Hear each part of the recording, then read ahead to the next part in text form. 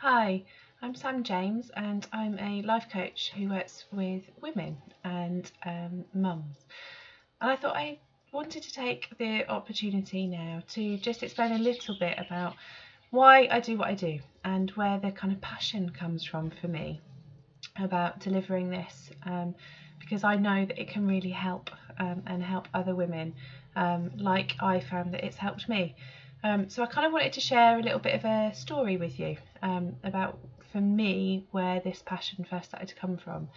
And it was thinking back back to when I returned to work from maternity leave after having our first child, and I remember just feeling completely and utterly frazzled. I felt like I wasn't being effective or good enough at anything. I didn't feel like I was really functioning on kind of all cylinders, at work, at home, in my relationships. I was really kind of racked with mummy guilt. And I also found that kind of my confidence, I was questioning myself, I was doubting myself, and I just felt like I was running around kind of like this. I felt like I was being a nodding dog, that people were saying, Sam, can you do this? And I'd just go, yeah, yeah. And then I'd be thinking inside, oh my God, how the hell? How am I going to make this happen? And I just was feeling incredibly overwhelmed. Um, and I was having a day out for some reflective practice around my coaching. And part of that training day in reflective practice, just a few of the kind of techniques and strategies that we were talking about and reflecting on, I kind of had one of those moments where I suddenly realised that I had a choice in all of this, that I didn't have to stay frazzled, and that I could put myself in the driving seat of my life again rather than feeling like life was just happening to me. And through a series of the different kind of exercises that we did, and also using things that I'd done in the past, I got myself to a point of really going back to basics for me, looking at what was really important to me, kind of what I wanted as the guiding principles for how I live, and like a blueprint for what I wanted out of my life.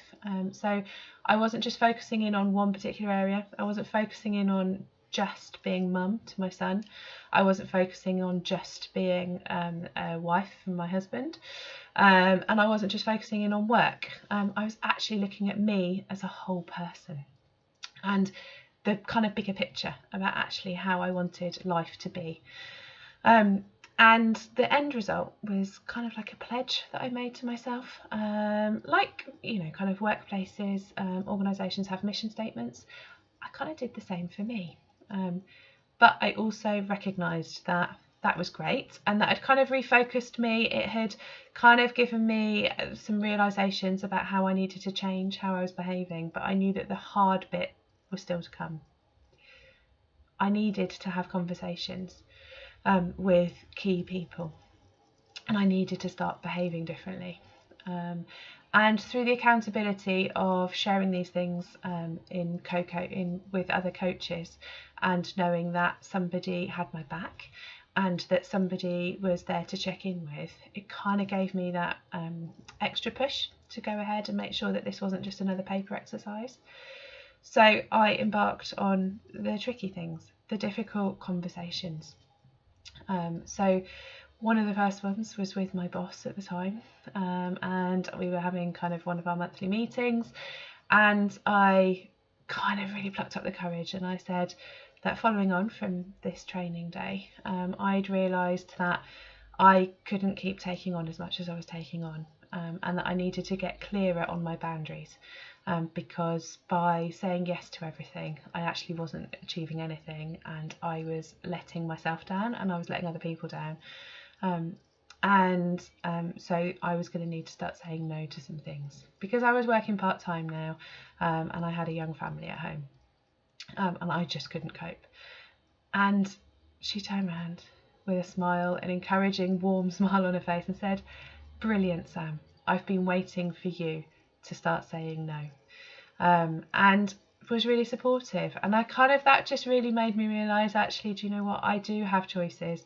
I hadn't been feeling like I had. I'd been putting all this pressure on myself, but she'd welcomed it with open arms. And that then continued to make that process easier. I also had a conversation with my husband. I kind of talked to him about the fact that there were these things that I felt I needed to do for me. And I realised there was still a bit of me feeling uncomfortable with this. And he kind of, again, welcomed it with open arms. I was like, of course you need to do things for you. You're not just here for everybody else. So that really helped. And he kept bringing me back to it, and still does now. And then the final conversation was with myself.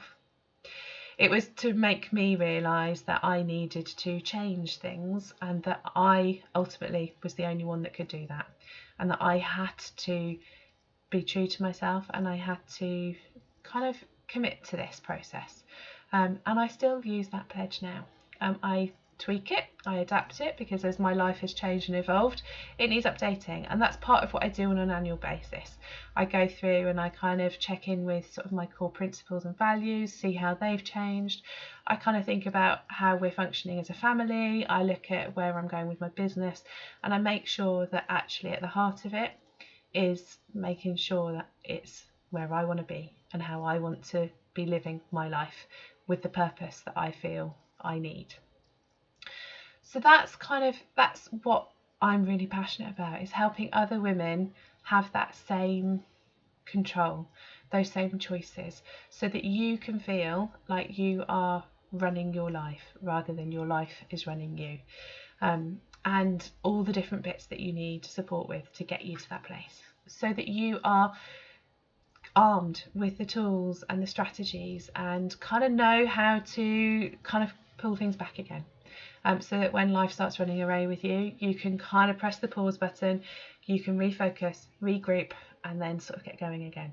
And that's really at the core of what I do with the coaching that I do with people, is really helping you take back those choices and those things, so that you can live the life that you deserve and that you want to be living.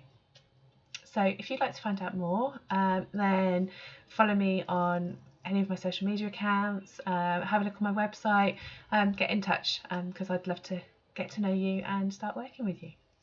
Thanks for watching, and hopefully you'll watch some more.